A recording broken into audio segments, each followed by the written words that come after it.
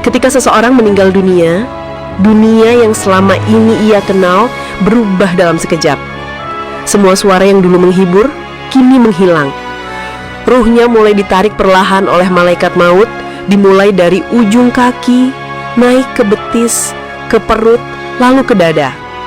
Setiap tarikan terasa seperti urat-urat dipisahkan dari daging. Dalam sebuah riwayat disebutkan, saat ruh dicabut, rasa sakitnya lebih perih daripada 1000 tusukan pedang. Tapi tubuhnya kini diam, tidak mampu menjerit atau meronta, sebab yang berteriak bukan jasadnya, melainkan ruhnya sendiri. Ketika ruh itu mencapai tenggorokannya, pandangan matanya memucak. Itulah detik antara hidup dan mati. Ia ingin berkata sesuatu, ingin meminta ampun, ingin menyesal, tapi lidahnya keluh. Allah telah menutup segala pintu kesempatan. Malaikat maut memegang ruh itu dengan lembut bagi orang beriman, namun sangat keras bagi orang yang durhaka. Bagi yang beriman, ruhnya keluar seperti tetesan air dari mulut kendi. Tapi bagi yang fasik, ia tercabut seperti bulu dari daging yang basah. Begitu ruh terlepas, dunia di sekelilingnya tetap berjalan. Keluarga menangis, suara doa terdengar, tapi ia hanya bisa menyaksikan tanpa bisa kembali. Ruh itu menatap tubuhnya yang terbujur. Ia menangis. Ia berkata dalam hatinya, "Itu aku, tubuh yang dulu berjalan di bumi, sekarang diam tanpa daya."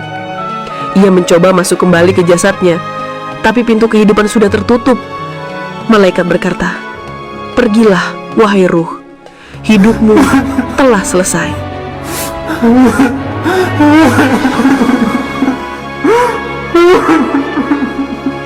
Namun belum berakhir di situ.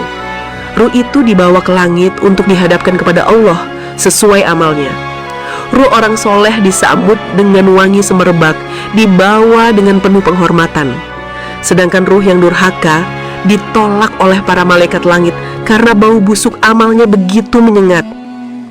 Tapi sebagian ruh masih menatap tubuhnya di dunia. Mereka belum tenang. Mereka tahu sebentar lagi jasadnya akan dimandikan.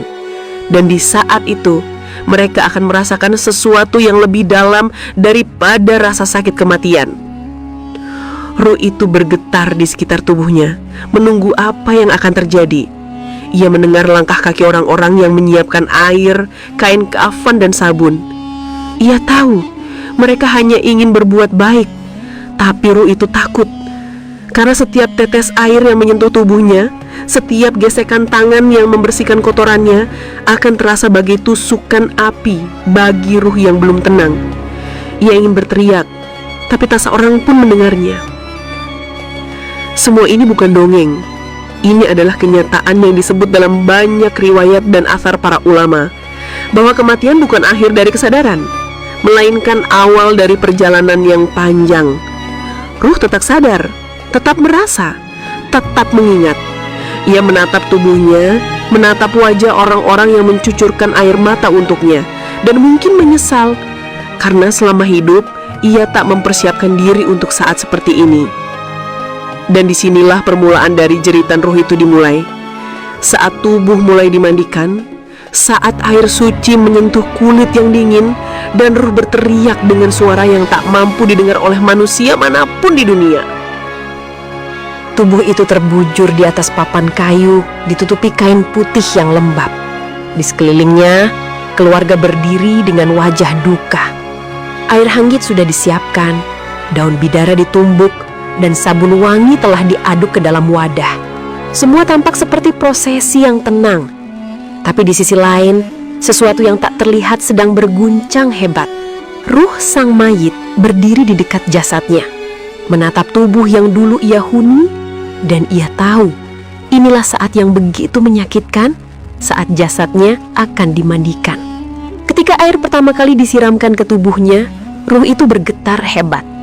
Dalam sebuah athar dari Imam Al-Ghazali dalam Ihya Ulumuddin, disebutkan bahwa ruh mayit akan merasakan setiap siraman air sebagaimana manusia hidup merasakan dinginnya air di kulitnya.